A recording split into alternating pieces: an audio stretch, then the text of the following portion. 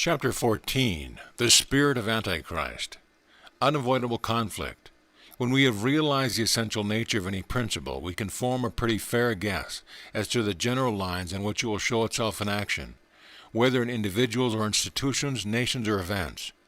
The evolution of principles is the key to all history in the past, and similarly is the key to all history that is yet to come. Therefore, if we grasp the significance of any principle, though we may not be able to prophesy particular events, we shall be able to form some general idea of the sort of development it prevalent may give rise to. Now, all through the Bible we find the statement of two leading principles which are diametrically opposed to one another. The principle of sonship or reliance upon God, and its opposite or the denial of God, and it is latter that is called the spirit of Antichrist. This spirit or mode of thought is described in the second chapter of the second epistles to the Thessalonians and the fourth chapter of the fourth epistle to Timothy. And its distinctive note is that it sets itself up in the temple of God, placing itself above all that is worshipped, and a similar description is given in Daniel 11:36-39. The winning side. The widespread development of this inverted principle, the Bible tells us, is the key to the history of the latter days. Those times in which we now live and the prophetic scriptures are largely occupied with a struggle which must take place between those opposing principles. It is impossible for the two to amalgamate, but they are in direct antagonism. And the Bible tells us that, though the struggle may be severe, the victory may at last remain with those who worship God. The reason for this becomes evident if we look at the fundamental nature of the principles themselves. One is the principle of the affirmative, and the other is the principle of the negative.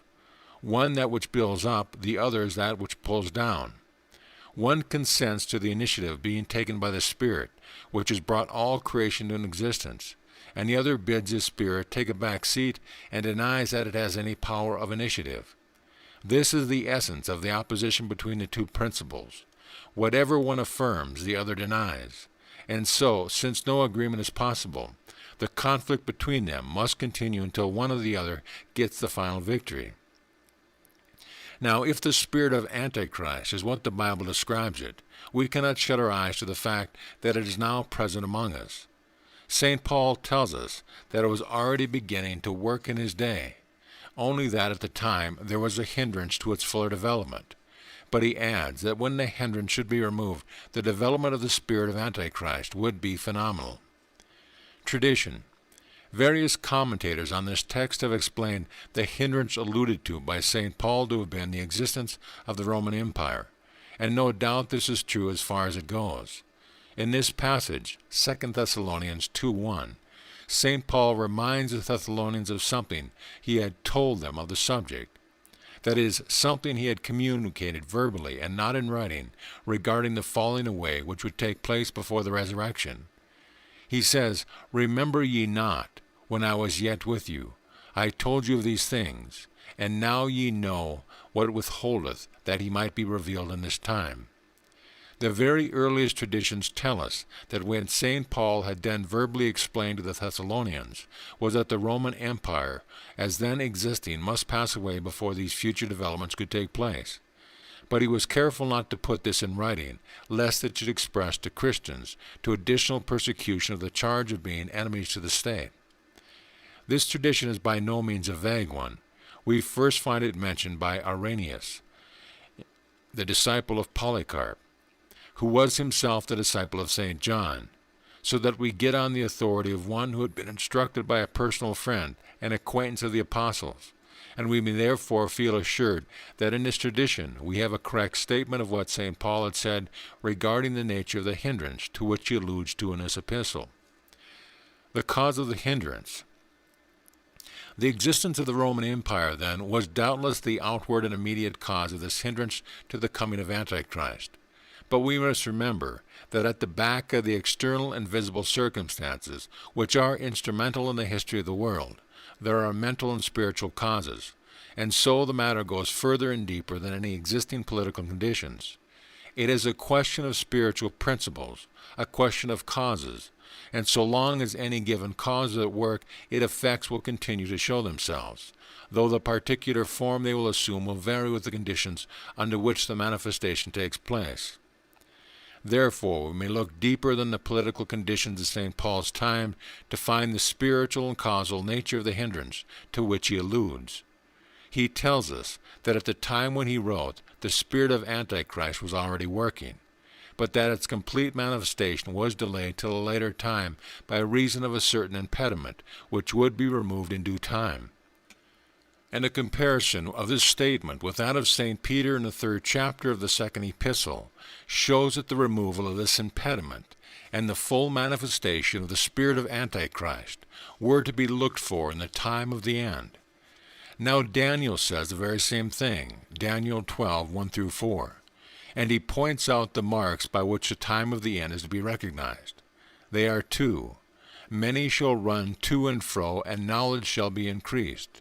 And if this is not an accurate description of things at the present time, well, I leave the reader to fill in the blank. We may say, then, that the time when the hindrance to the manifestation of Antichrist is to be removed is a time when the knowledge has been increased. And if we reflect the whole matter is one of spiritual power, it is not reasonable to suppose that the hindrance which in St. Paul's time prevented the full development of spiritual power of Antichrist was ignorance of the nature of spiritual power in general. Now this knowledge is becoming more and more widely diffused, and consequently the danger of its inverted application is today far greater than St. Paul's time. And therefore, the more we realize what potentialities open before us, the more it behooves us to be on the guard lest we regard them in such a way as to take the place of God in the temple of God. Mode of manifestation. It may or may not be that the man of sin, exhibiting himself as God in the temple of God, is to be understood as an actual ceremony taking place in an actual building, though even this is not altogether inconceivable if we recollect that during the French Revolution a notorious actress was enthroned upon the high altar in the Cathedral of Notre Dame as a goddess of reason, and received the public adoration of the official representatives of France. What has been may be again, and we know that history repeats itself. But I think we have to look for something more personal and powerful than any theatrical exhibition of this kind. If we search the Scriptures, we shall find that the real temple of God is man. When Christ said, "Destroy this temple, and in 3 days I will rise it up again," he spake of the temple of his body. John 2, 19-21. And again St. Paul says, "Know ye not that you are the temple of God?" 1 Corinthians 3:16.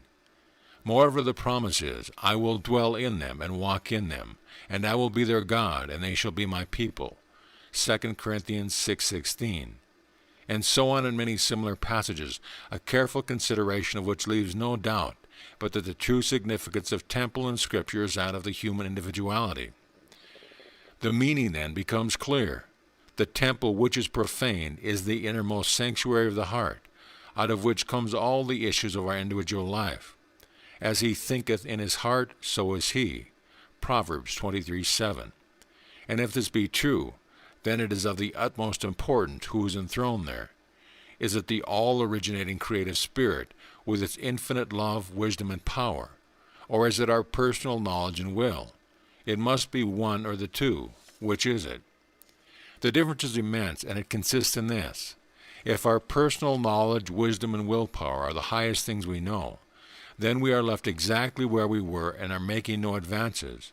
We may indeed accumulate a certain amount of knowledge of the hidden laws of physical and psychic forces not commonly known to our fellow man, which knowledge must necessarily carry a corresponding power along with it.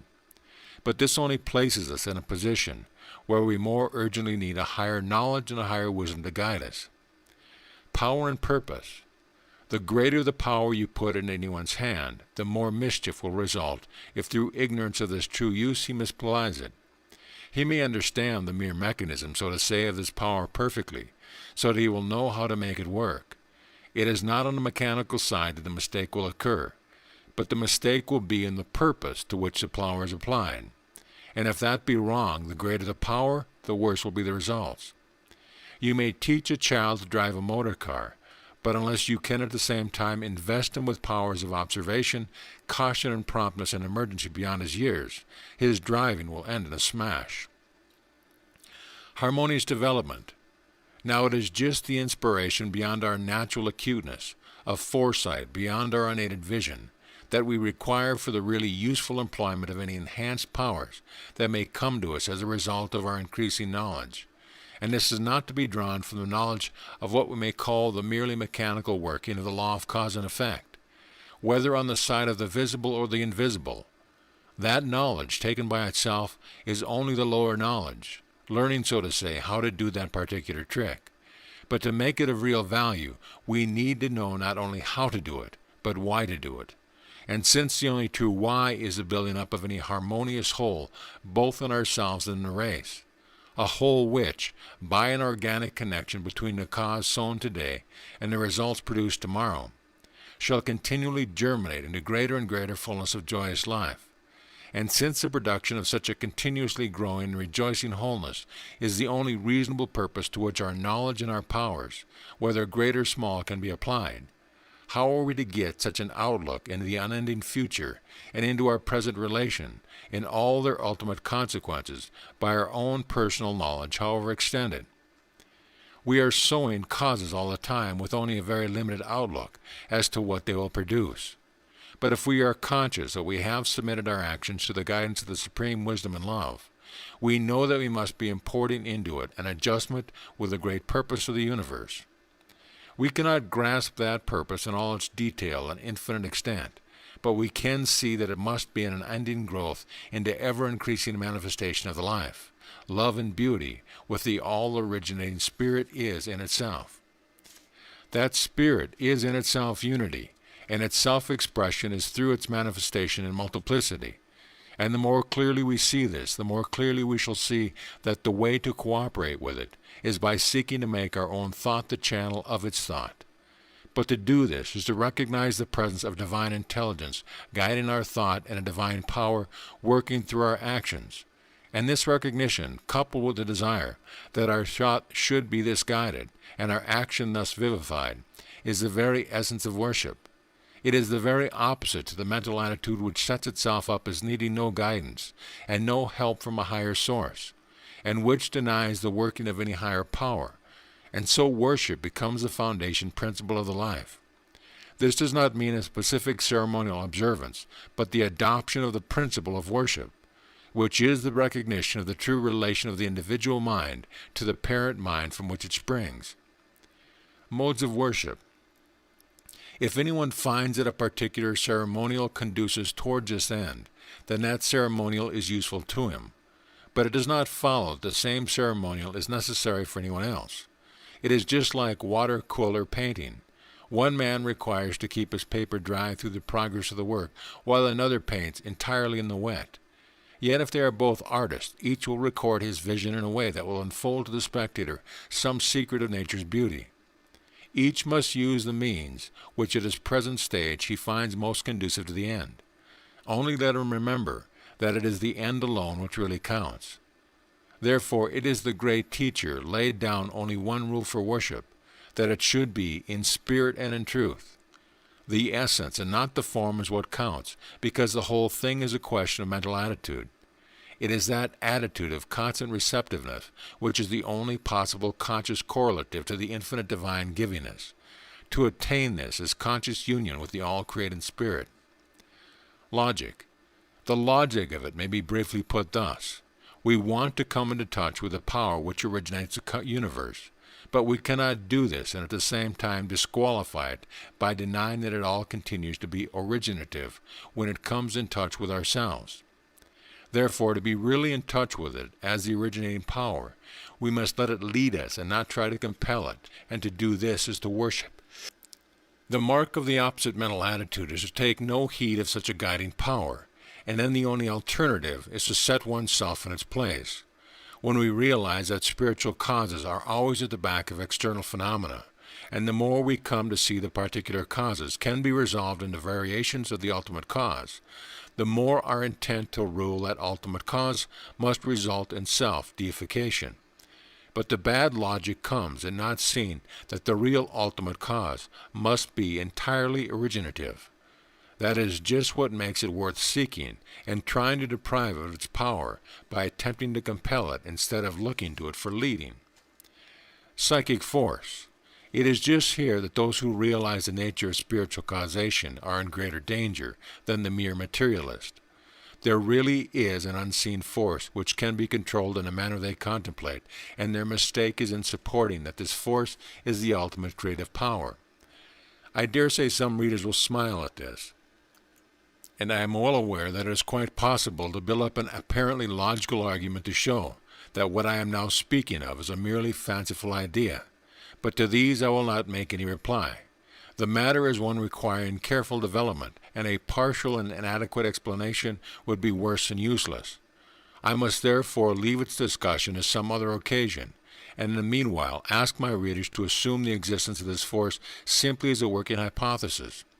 In asking this, I am not asking more than they are ready to concede in the case of physical science, where it is necessary to assume the existence of purely speculative conditions of energy and matter, if we would coordinate the observed phenomena of nature into an intelligible whole.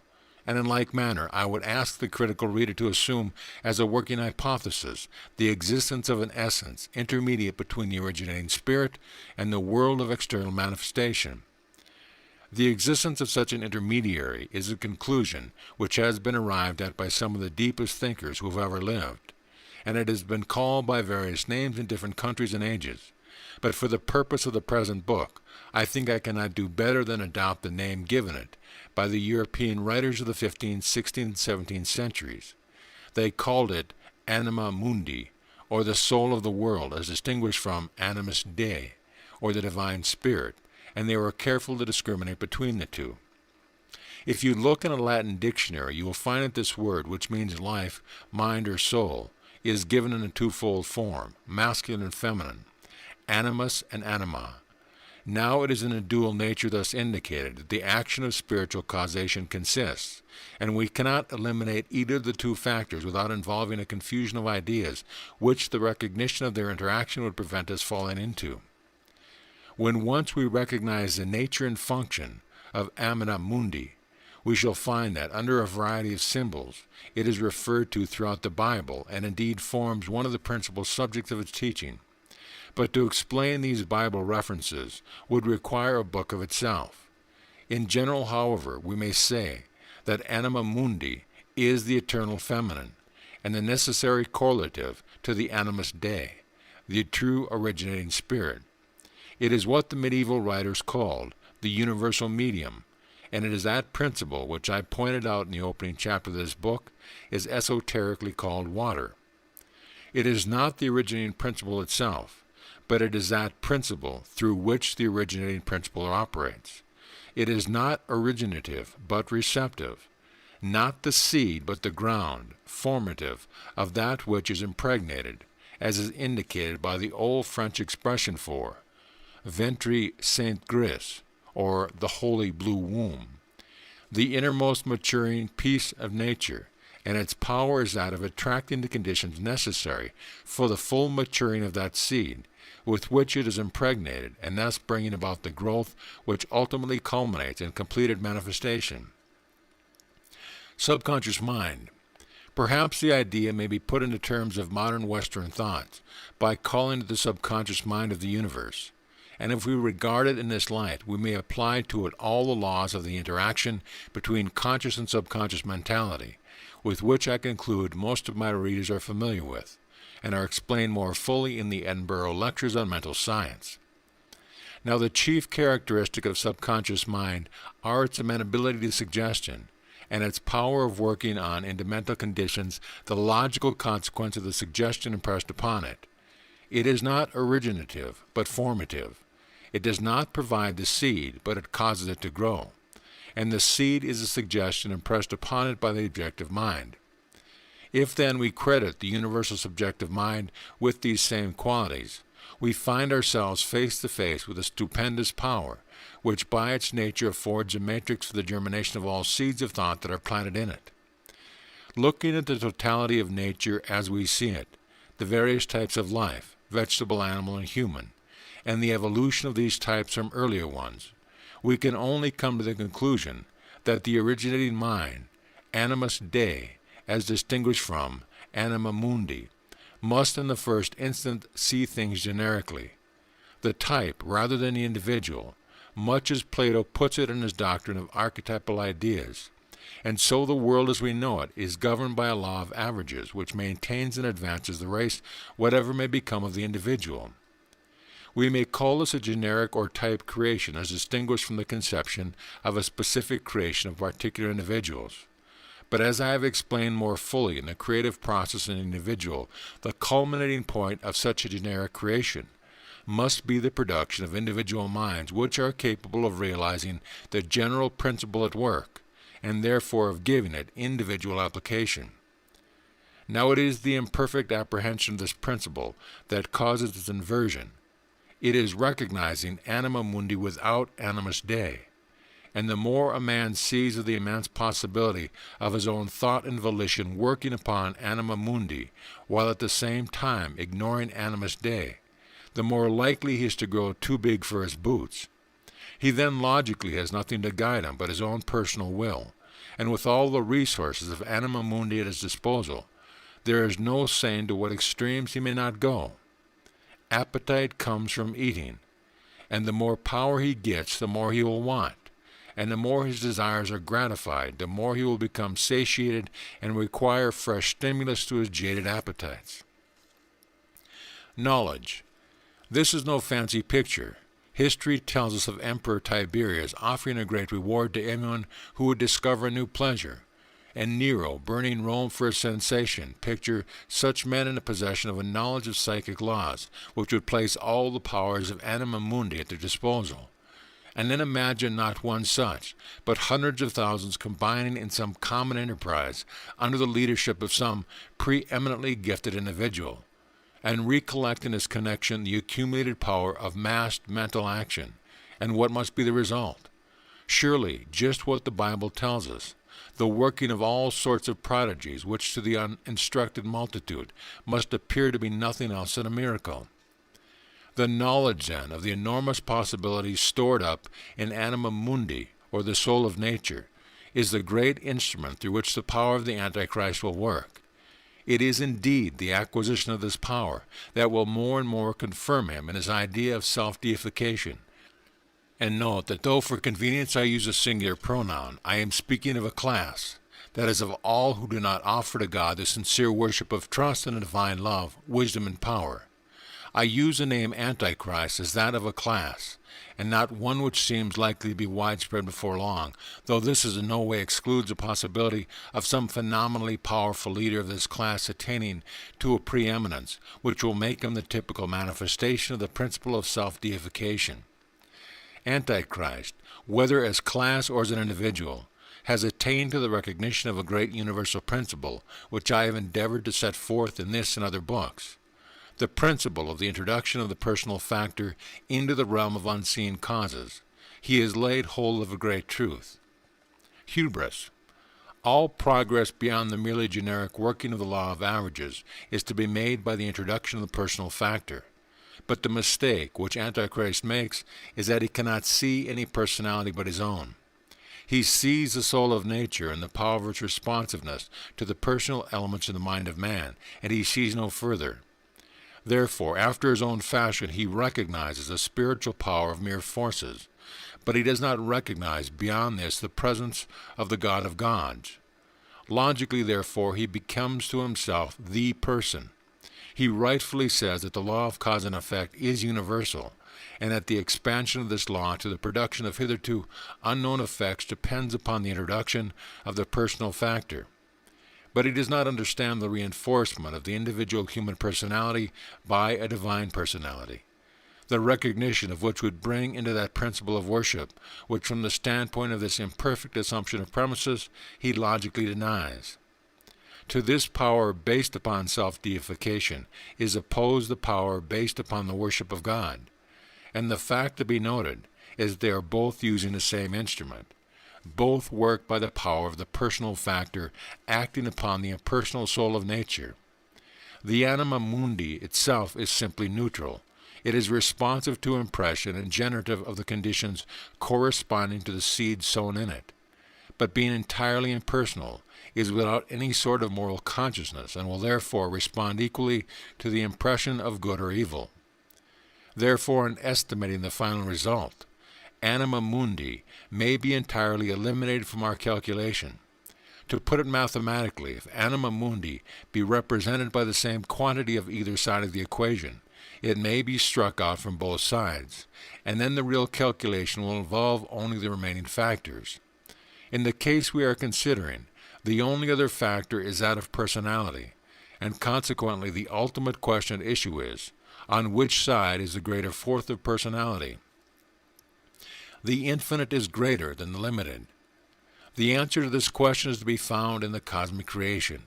We are part of that creation. Our personality is part of it.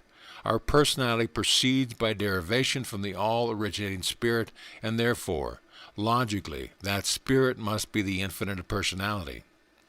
It is true we cannot analyze or fathom the profundities of the spirit, and from this point of view we may speak of it as the unknowable, and so we may not be able to define what the all-creating spirit consciousness of personality may be to itself. But unless we entirely deny our derivation from it, must it not be clear that it must contain the infinite potential of all that can ever constitute personality in ourselves? And if this be so, then the growth of our own personality must be proportioned to the extent to which its potential flows into us, and to adopt the receptive mental attitude towards our Creator, which will allow of such an inflowing is to take the attitude of worship which Antichrist denies. Therefore, the greater power of personality is on the side of the worshippers of God. Then if this be so, their control over the powers of the unseen is greater than that of the Antichrist. But they do not seek to control these powers in the same way that he does. He knows no personality but his own, and so he seeks to gain his control by his own knowledge of particular laws and by his own force of will, and is thus limited by the capacities of his own personality. However extensive they may be, his method is to consciously control anima mundi for his own purpose by his own strength. Those on the opposite side do not thus seek to subject anima mundi to their personal will. Many, perhaps a majority of them, do not even know that there is such a thing as anima mundi, and so they rely on a simple trust in the Father. And those among them who do know it know also that the worshipper of God may entirely eliminate it from consideration, as I have already said, and so they also rely upon simple trust in the Father. The only difference is that, knowing something of the nature of the medium through which the unseen powers are working on both sides, and that the ultimate question is only that of personality, they should have a yet stronger faith than their less instructed brethren, though in kind it is still the same faith, that of the Son and the Father. Whether, then, instructed in these matters or not, the worshipper of God will, by their very faith and worship, be exercising a constant influence over anima mundi, attracting all those conditions which must tend to their final victory over the opposing force. Their worship enshrines the all-creating Spirit in their hearts, and their thoughts of Him and desires toward Him go forth into the soul of nature, impregnate it with the seed of the good, the beautiful, and the life-giving, which must assuredly bring forth fruit into its likeness of its own kind in due time. Their method may not produce the sensational effects which may, perhaps, be produced by their opponents when the development of psychic forces reaches its climax, but in the end all such temporary wonders will be swept away by the overflowing of power, which must result when anima mundi becomes permeated by animus Dei, not merely as now in the generic sense of the maintenance of the world, but also in the specific sense of the introduction of the personal factor in its complete divine manifestation. Prophecies. Thus it will be seen that in its grand delineation of the closing scene of the present age, the Bible nowhere departs from the universal law of cause and effect. There is a reason for everything if we can only penetrate deep enough to find it, and the laws of causation with which we are gradually gaining a better acquaintance in the realm of our own mentality are the same laws which in the wider scope embrace nations and make history. When we see this, the why and wherefore of even the great climax of the present age which the Bible sets forth before us becomes intelligible.